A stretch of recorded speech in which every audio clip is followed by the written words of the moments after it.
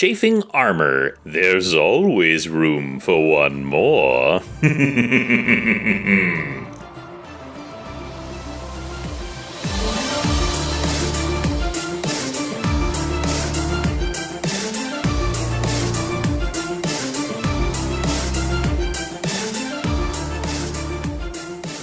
Welcome back to Chafing Armor, the podcast that scratches your itch for Dungeons & Dragons. I'm your host and Dungeon Master, Michael Corley. With me tonight is James. James, tell everyone who you are playing.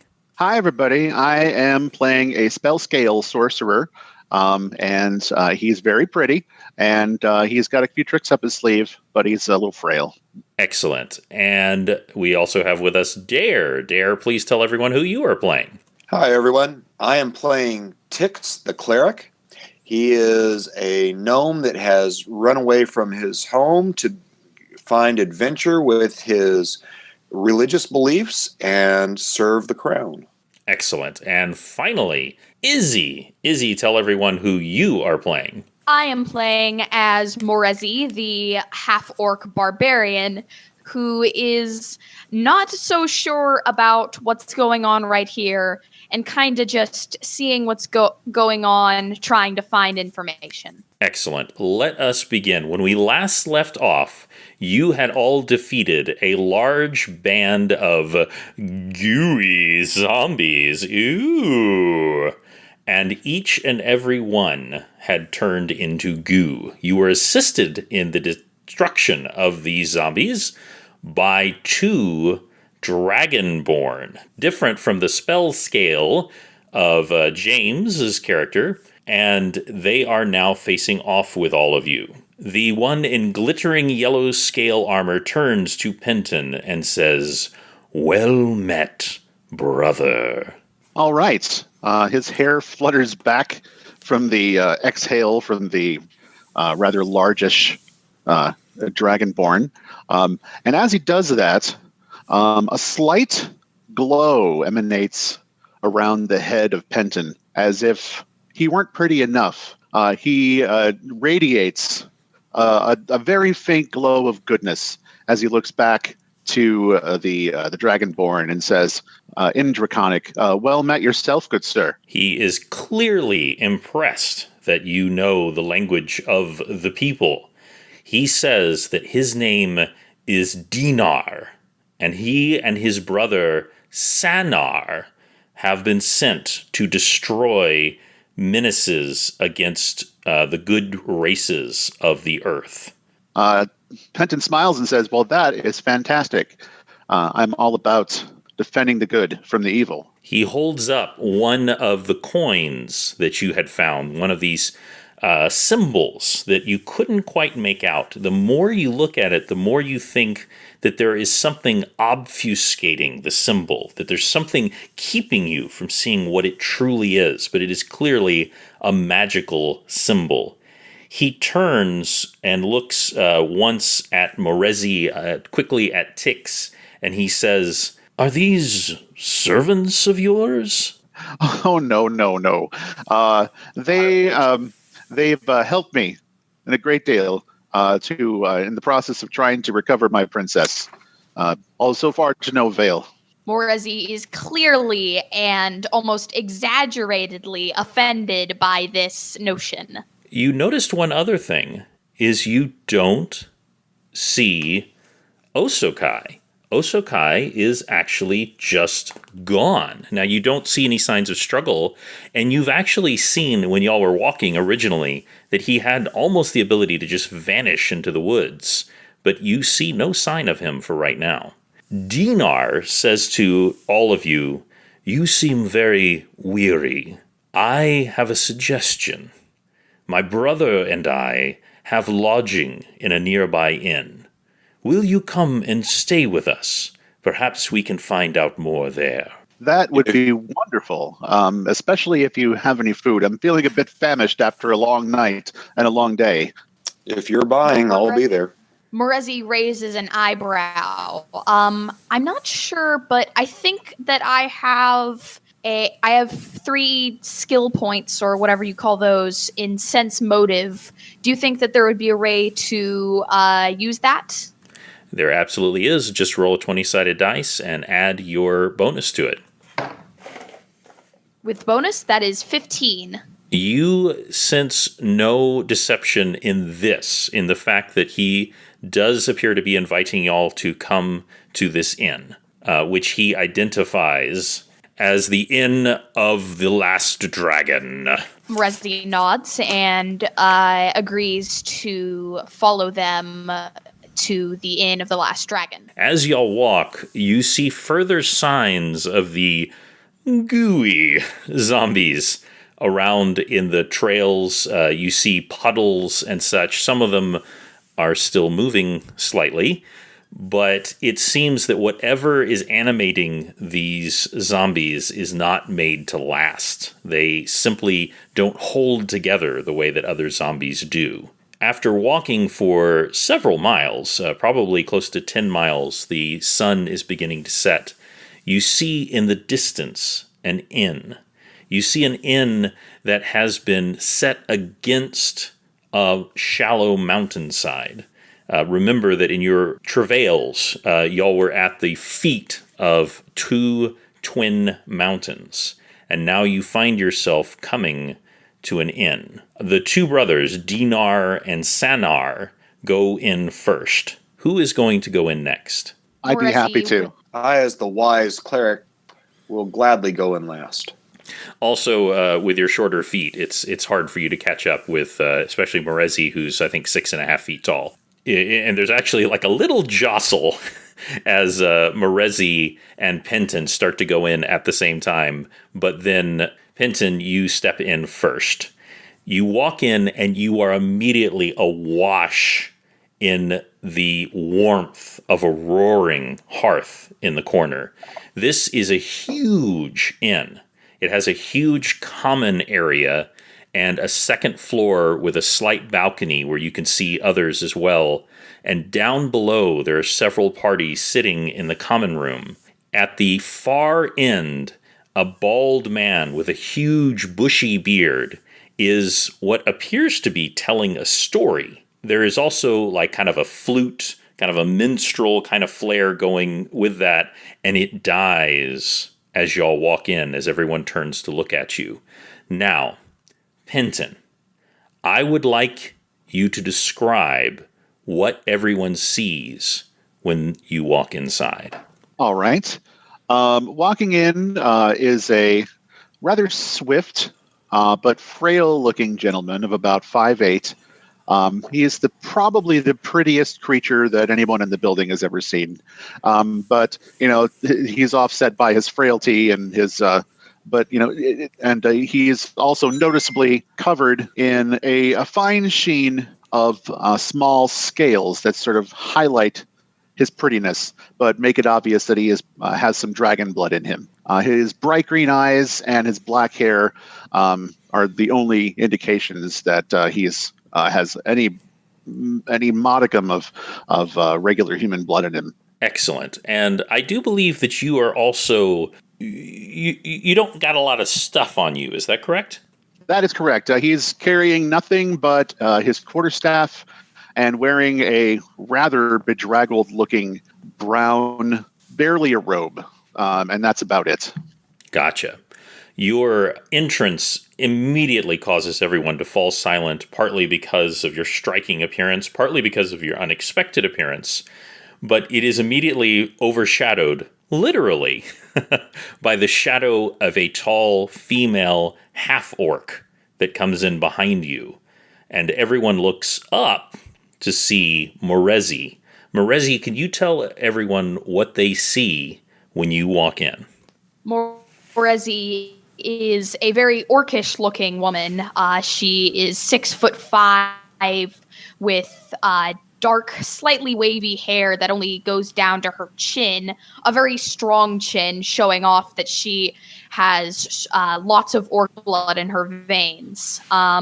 She's wearing a mix of leather armor with a little bit of chain and metal in there, and her green olive face is speckled with scars and a nose ring. You've got to have the nose ring. You can't have one in real life, though, but you've got to have the nose ring. And the almost unnoticed because of height issues, but certainly heard from the chink of metal coming in behind this towering Morezi is a much smaller figure. Tix, could you tell everyone what they see when you follow up in the rear? Tix nonchalantly walks in, tired from the day of battle, basically brown from head to foot, in brown leather studded armor, brown beard, brown hair, brown eyes, tan from years of working with his parents' woodworking business and now out adventuring. He has axe in his hand, loosely by his side, and is looking for a place to sit. As you look around the room, you get a quick glance at the general gist of the room. The man across, again, is a large, bald human with bushy red beard. A woman who you would guess might be his wife is doing sort of the bartending and wait staffing, kind of doing everything in the bar.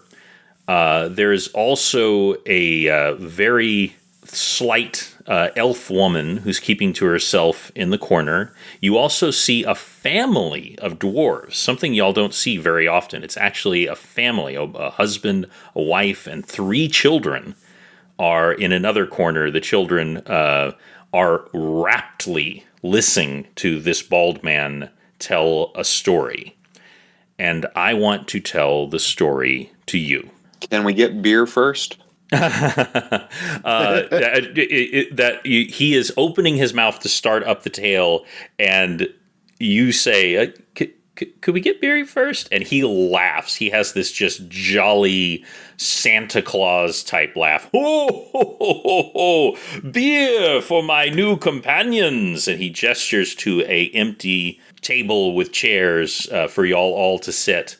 And his wife comes bustling up. She introduces herself. Her name is Bronwyn, and she is rail thin. She is like a tiny slip of a woman, yet she is holding trays that must weigh nearly as much as she does. And she asks what you all like to drink. Morezi would definitely partake in a large, of beer. Although she is no dwarf, she probably is very resistant to alcohol and able to drink a lot. Very good. Good dark beer for me. Oh, just some water, thank you.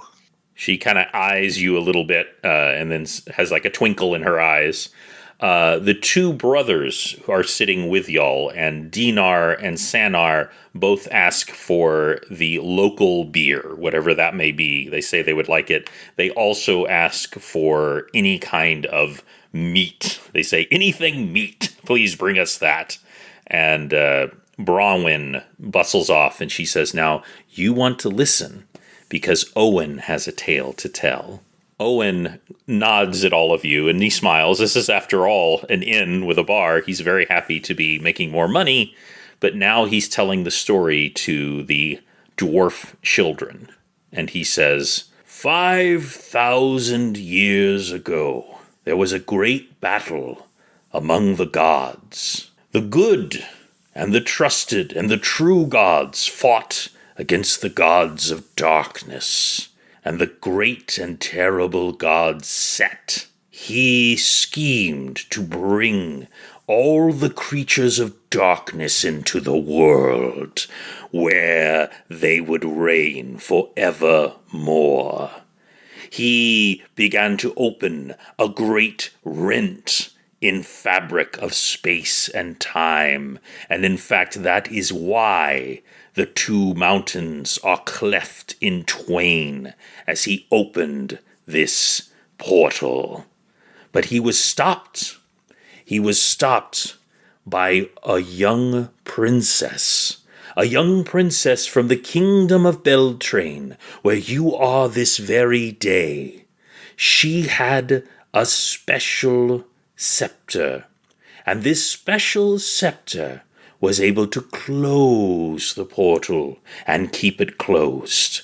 And that is why today the great armies have ridden forth to close it once again and to ensure the safety of all the people. And look here, we have the returning army victorious over the forces of darkness. And he turns to all of you and he begins to heartily applaud and looks at you expectantly. He turns to you, Tix, and he says, "What ho, good cleric, will you tell us of the great deeds on the battlefield?" I don't know about great deeds, but we had quite an experience with some nasty little goblins that are better off without their heads.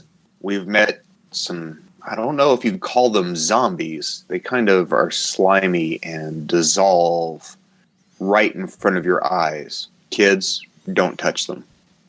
The three children look at each other and shiver, and they kind of clutch each other's hands at the mention of zombies, which is certainly not something they would normally see.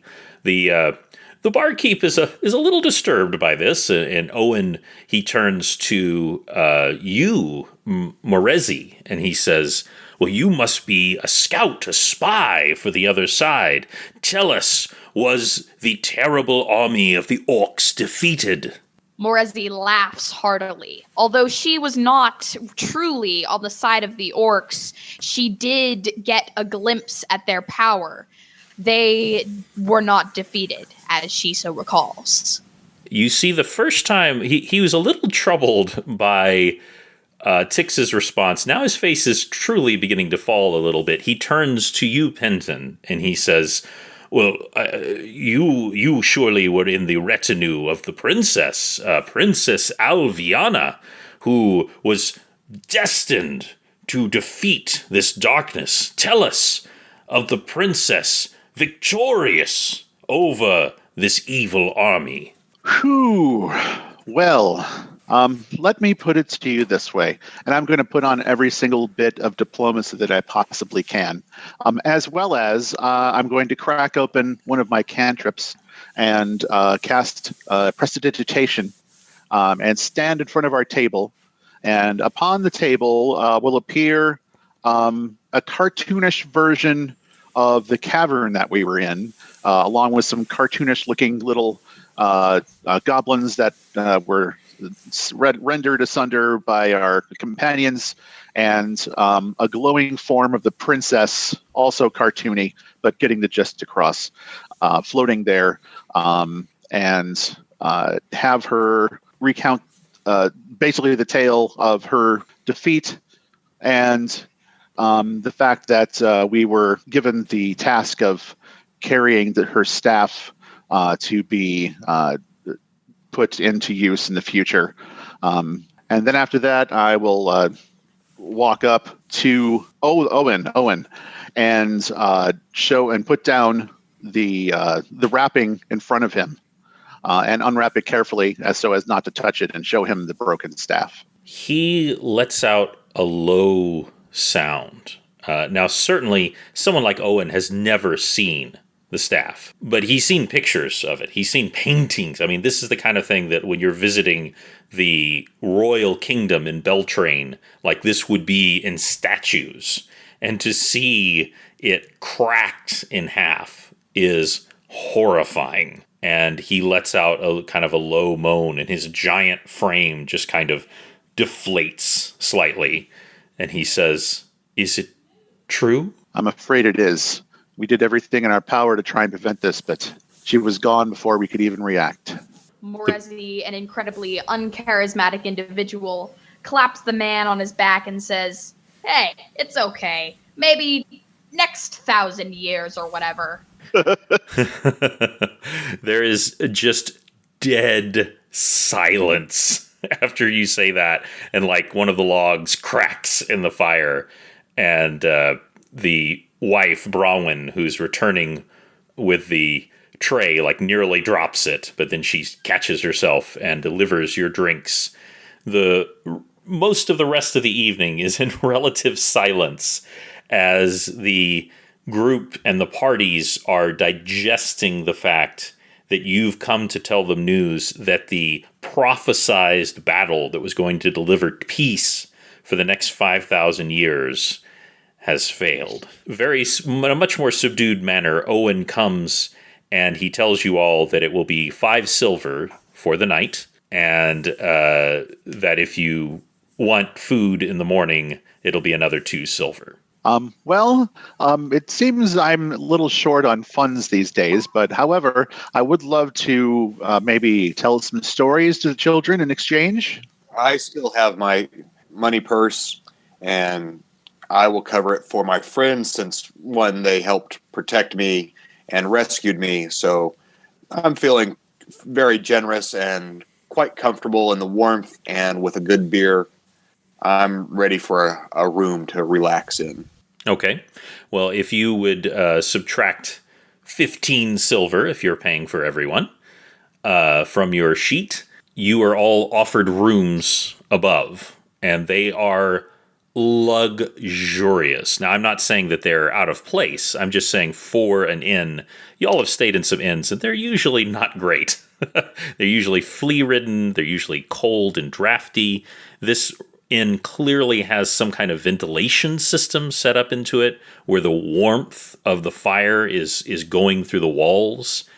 So it's warm and toasty. The linens are relatively clean, and you are all able to bed down for the night. Just before I do that, does anyone wish to do anything before bedtime? I'm going to hand Penton a couple of gold pieces to go buy some clothes. Oh, I'm afraid I can't accept that, but thank you for your offer. Really, naked man? Your loss. I'll just stitch up what I have. It'll be fine. And again, to the listeners, he is wearing nearly rags. These were cut off of him so that he could be skinned alive. And he has just kind of patched them back together as best he can and shifted his belt slightly to keep it all covering his frame. Now, he's not covering it well enough. No, he's not. it's. However, once I get in my room, I prepare to sleep on the floor because beds are much too comfortable. I will use one of my other cantrips and cast a mending spell to fix my robe. All right, I'm going to say that you are actually laying on the floor. That you're laying on the floor, and your robes are hanging, kind of makeshift-like, on a nearby sort of very crude dresser, and as you are falling asleep, your hands are tracing magic symbols in the air, and you can see the robe slowly stitching itself back together. We'll go to Morezi. Do you want to do anything before going to bed?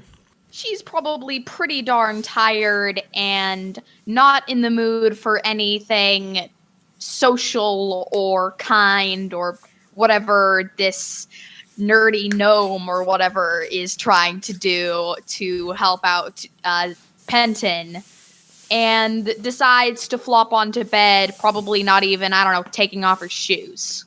Excellent. Within minutes, you both hear loud snores coming from Morezi's room. Tix, is there anything you would like to do before bed? I'm going to make sure that the door is secure and maybe push something in front of it. It's a nice place, but nice places tend to get dangerous. Better safe than sorry. As I mentioned before, there is a crude but very heavy dresser. If you want, you can push it in front of the door. That sounds like a good plan. Just a couple of inches. Gotcha. That way, it wouldn't fully stop someone if they really wanted to get inside, but they wouldn't be able to sneak inside without you knowing. Right. So you all fall into a beautiful sleep. None of you have slept well in the last week, really, because you were all getting up to the moment of this huge battle beforehand. You were traveling, you were sleeping rough. You certainly have not been sleeping in beds, or in the case of Penton, anywhere that's even remotely warm or comfortable. So you all sleep like angels. Until, Tix, you are asleep, and you sense a presence. You sense the presence of a spirit. Something undead, perhaps? It is most likely because of your priestly nature that you detect this in your sleep. Well, I'd best rouse myself and begin centering and meditating on what this presence could be. You sense something in the closet. Some presence is inside the closet. Very faintly you hear a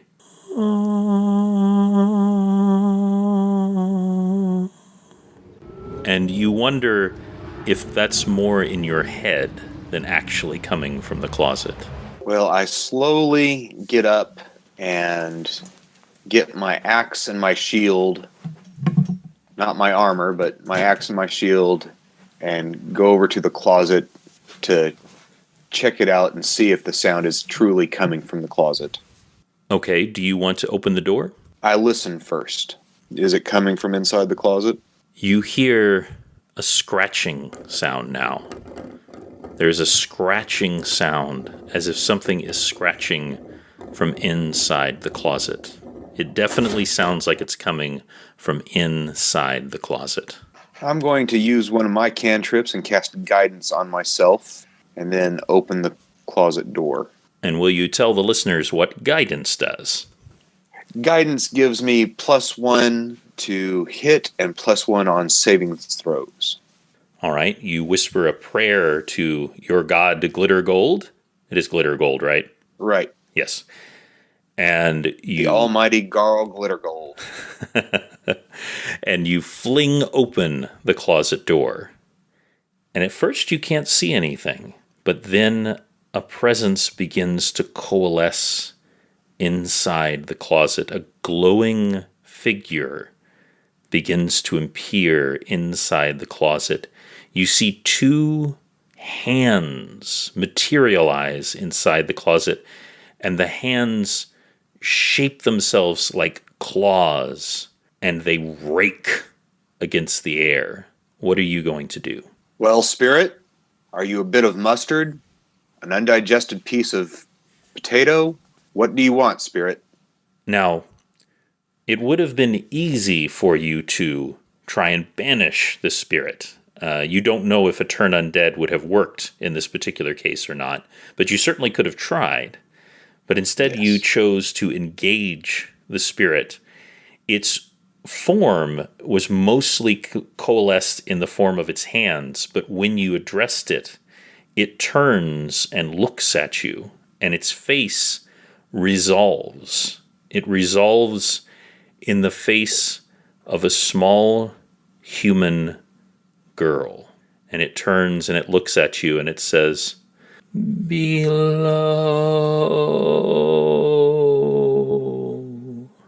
And you think about the prayer that you made to Glitter Gold yesterday. And you remember the communication that you got saying, "Below. The answers are below." And then the spirit vanishes. Well, that ruins a perfectly good night of sleep.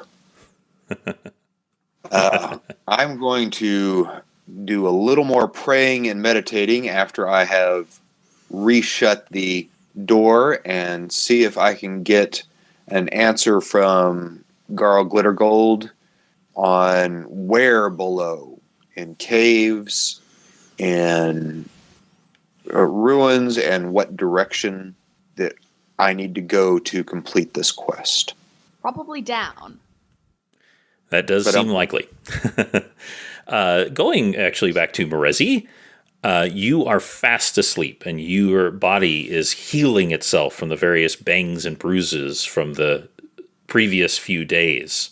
And you sense something. I would like you to roll your 20-sided dice, and if you have any bonuses to alertness or perception, you can add that in. I don't think so. Let's see here. Gonna be honest with you, I rolled a 2. Well, you were very fast asleep. You are having a dream where your brother is talking to you, and your brother says, "Hold it, Morezi. You are not ready for combat. You are not worthy of combat." And he grabs you by the arms. What do you say? I say that you should let me decide about that.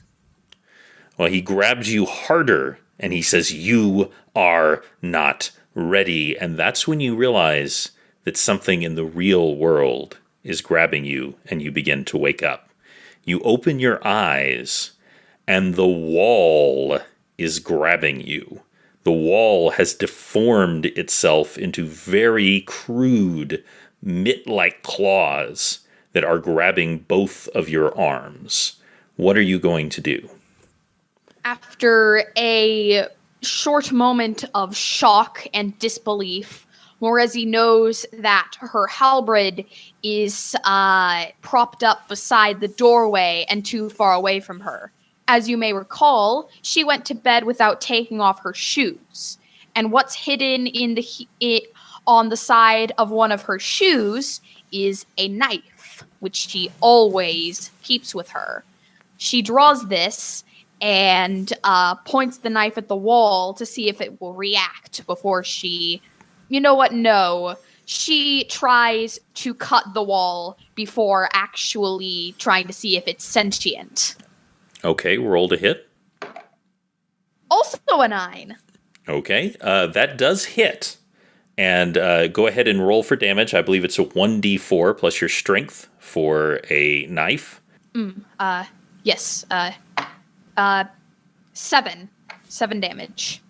All right, you hack into the wall the way you might try to stab a large beast that's bearing down on you, and it does not let go yet, and in fact it does not seem to react to your attack, and it is not slowing. You have damaged it, though. You have torn away a chunk of the wood. This is literally the wall, which is made of wood, that is deforming itself and to attack you. And we're going to skip away from you for a moment and go to Penton. Penton, you are fast asleep, and you are dreaming about seamstresses sewing infinite robes. And you sense something in the room, and it awakens you. That's a miracle. It, however, is not grabbing you because you have chosen to sleep on the floor. And this thing is on the wall. Whatever is happening is coming out of the wall, and it is blindly trying to grasp you in the bed. What are you going to do? Well, I'm going to stay on the floor for the first thing. And let's see what we can do about this. First, I'd like to... seems very curious. I'd like to just glance at it using my spellcraft and see if I can figure out if it's an illusion or if it's some kind of actual transformation magic or something like that.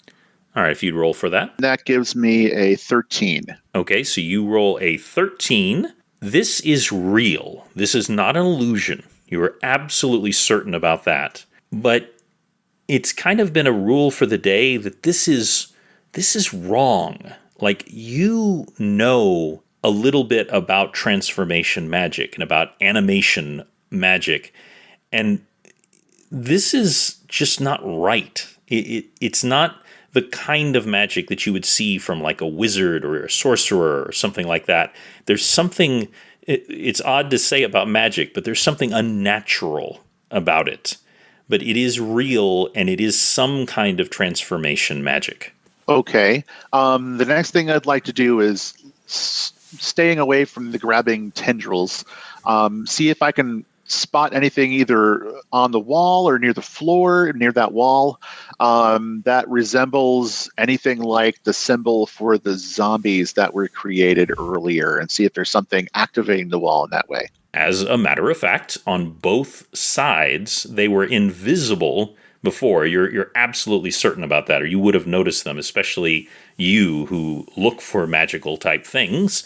There is that same symbol, that somehow obfuscated symbol on either side of the waving claw-like wood hands. Okay, and it's what, carved into the wall, or? As far as you can tell, it's just carved into the wood, though it's clearly magical because it was, you definitely, even though it wasn't like vaguely glowing like it is now, you would have seen this before going down to bed when the lights were on. Okay.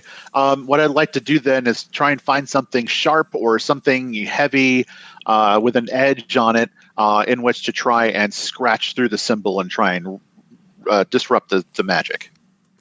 There isn't like a really good option in the room. The closest would be perhaps the edge of your quarterstaff that you might be able to scratch out the edge with a good strike. Well, I'll give it a shot and see what happens. Okay, go ahead and give that a roll. Okay. All right, I got a +1 now. It's exciting. That gives me a 9 to hit a wall. A 9, as we have earlier noted, is successful, and you jab at the thing, and if you could roll for damage for me. Oh, sure. Come on out of there. 6 points. With 6 points, you see the symbol flare for a moment and then fade away, and one of the arms immediately retracts back into the wall, and it becomes plain wood. Excellent. If I can, I'd love to go to the other one and try and wipe that one out as well. Okay. And as you're about to do that, your door bursts open, and Dinar comes flying in, and he leaps forward and slashes the other symbol, and the same thing happens, and he turns and he goes, "Don't worry, I've saved you." Well, thank you, good fellow. I appreciate your help. We should check and make sure this isn't happening with everyone else. We're going to cut back to Morezi, who is battling this wood. Would you like to roll a perception check for me, Morezi? 20-sided? That is correct. I've rolled a 12. Okay, you notice the same thing that he noticed, which is that there are two symbols on either side of the wood. I'm not sure if Morezi ever saw any of the little amulets that the zombies drop, but I'm gonna say that she has a little bit of deja vu on these symbols. Can she attempt to struggle out of the wall's grip? You're going to have to make a strength check to do that. You need to roll a 20-sided dice plus your strength bonus. Okay. Natural 20 is when it's without the bonus, right? That is right. Fun. I think I've just rolled a 20. So the bonus makes it 23. Does that still mean natural 20? It's still, a natural 20 always succeeds, and in fact usually succeeds in an impressive way. So before you do this, the door bursts open, and Sanar comes barreling in, wielding his longsword. But as he does, he's clearly coming in to slash at those symbols.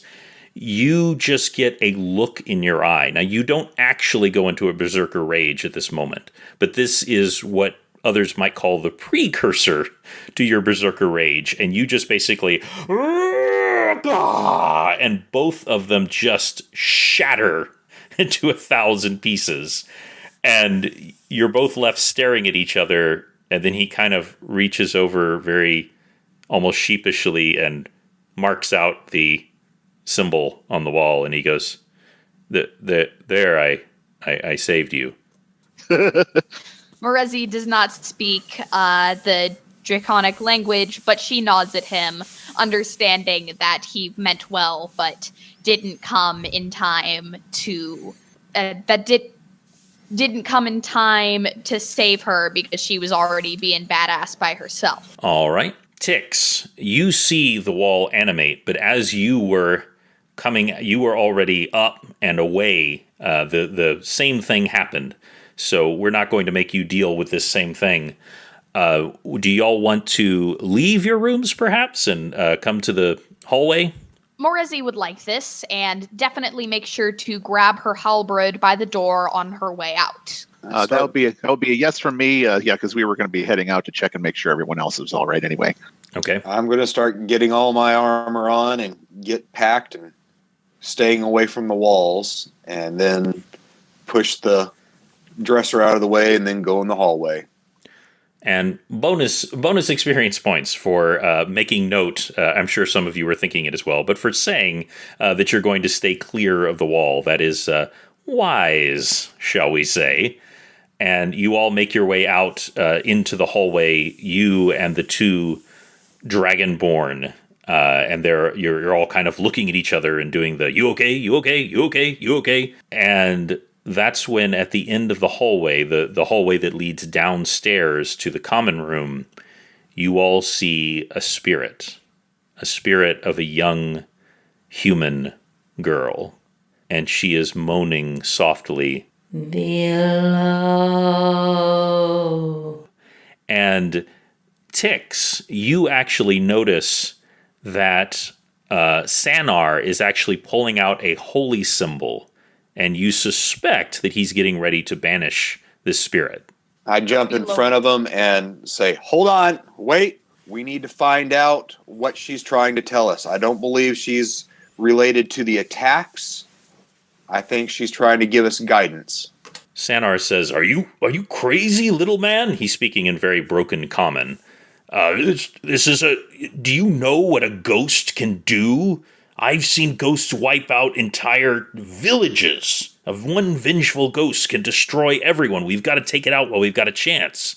Well, she had a chance to take me out and attack me, and I spoke to her in my room, and she didn't do that. I think she is telling us there's something below this inn that we need to go investigate. Would you roll a persuasion roll for me? Yes, I will. And I got a 19. You see him start to raise his symbol, and then he puts it back down.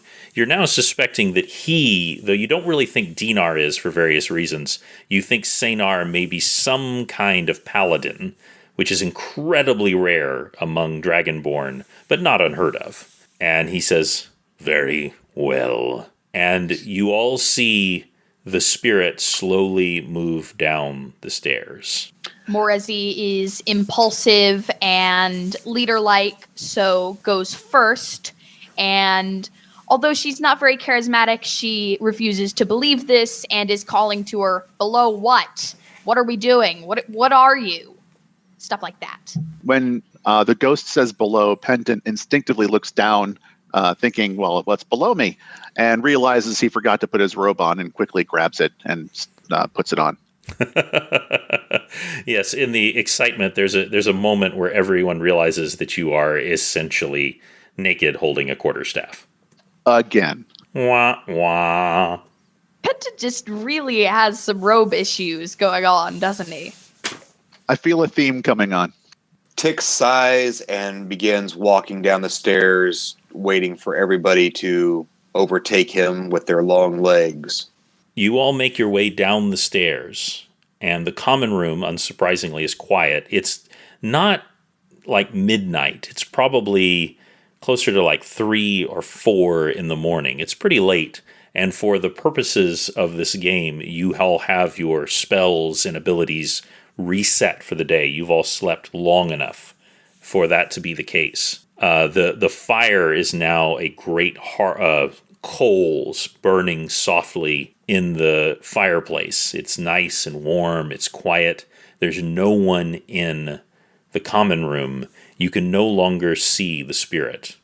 Well, I want to do a little bit of exploring and see if I can find any stairs down or trapdoors or anything below or behind the bar that might lead us to a basement.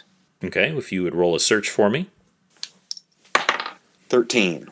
You don't find anything hidden, but you don't need to roll that high to notice that there is a back room, which is, of course, essentially the kitchen that goes into the back of the inn. You also notice that as you go back here, that the wood gives way to the actual hewn stone of the mountain, which clearly this was the original structure, but also is very practical because since it's the kitchen, is less likely to burn down the inn while they are cooking. As we're passing through, I look for a drumstick or a piece of bread to munch on while we're exploring. Let me just roll that real quick. Yes, you find half a hunk of black bread that is relatively fresh. I'll take that as exterminator's fees. Morezi eyes Tix's meal, but doesn't say anything. You, speaking of saying things, you hear the soft moaning again. It is coming from a huge, what you think is probably the cold pantry of the kitchen. The door is huge. It's made of hewn stone, and it is closed. Here, Morezi, hold my bread. And I go to explore the stone door. Morezi gladly takes the bread, possibly taking at least half a bite out of it. Nom, nom, nom, nom, nom. This is magic bread. You've now recovered 20 extra hit points. No, I'm just kidding. That would be nice. It's just like in a video game. So what are you trying to do with this door? Wizard needs food badly. Yes, the wizard always needs food badly. Always needs food badly. I'm looking for a handle or a latch or a some way to unlock it, open it without overly endangering myself. Understood. Roll a 20-sided dice for that search. I got a 16. Very good. You can see that there is a relatively simple turn mechanism. It's somewhat crude, but it's interesting. It's not the usual thing you would see, but it seems that you just turn it and it clicks the opening mechanism in place. Morezi, would you do the honors of opening the door, please? Since you're big and strong. Nods, and uses both hands to push the door open with only a little strain, because although it's a stone door, it's a strong half-orc. Yes, and even though it is a big strong door, you are a big strong orc. That is a 2. So you are very, very lucky, because as you turn the mechanism, the door itself, just like the wood, it extends outward to grab you, but it misses. Perhaps because you were very much on your guard, perhaps because you were too busy trying to eat some bread while you were grabbing it, but the door literally distends itself to grab you in a large claw, and it just barely misses grabbing you. Hey, whoa.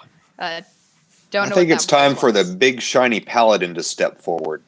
The big shiny paladin steps forward, Sanar, and he holds forth his holy symbol.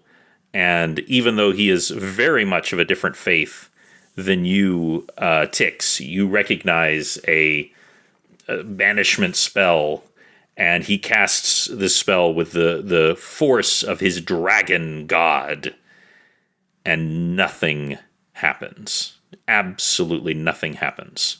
Well, if you can't rely on the big shiny thing, what are you going to do? Penton drops to the floor and looks for another symbol. All right, go ahead and roll for that. Along the door frame. Okay. Well, let's see. He's not a very bright boy, so he only got a 6. Okay, you can't see anything down there. Does anybody else want to search? Make the gnome do it. He's short, Morezi says. He's practically on the floor already. I'll take a good scan around. Okay, go ahead and roll for that. 17. Now, everyone is telling you, look down, look down, look down. But what you've learned in a life of being the shortest person in the room is sometimes the answer is looking up. And you notice that the symbol is actually in the palm of the makeshift hand that's trying to grab outwards.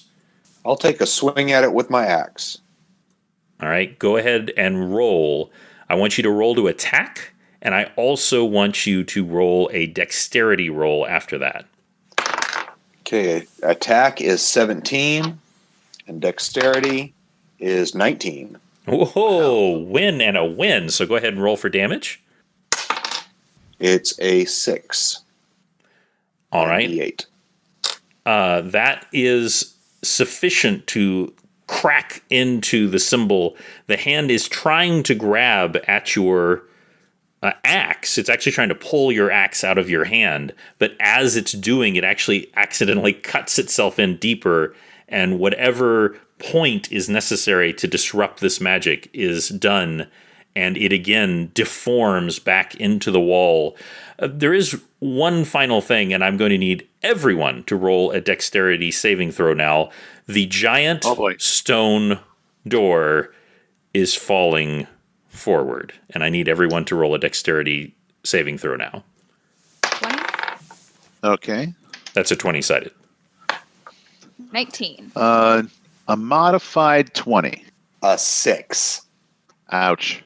Yeah. Ouch. I'm the little guy in front of the door. I knew I should have had the big shiny thing do it. To be fair, you were the one who was directly in front, so that makes a certain amount of sense. And the door comes crashing down, and you are able to roll out of the way, but it kind of catches the back of your leg as you go down. You take 4 points of damage from this falling door. You actually realize you were pretty lucky. If you had not moved a little quicker, it would have crushed you to death. And now you look below, and you can hear faint chanting below. And I don't know if anyone here speaks it, but you are certain you recognize the intonations of Abyssal. And that ends episode 5. We will pick up what is down below in the next episode. Say goodnight, everybody. Good night, everybody. Good night, everybody. And we will see you again soon.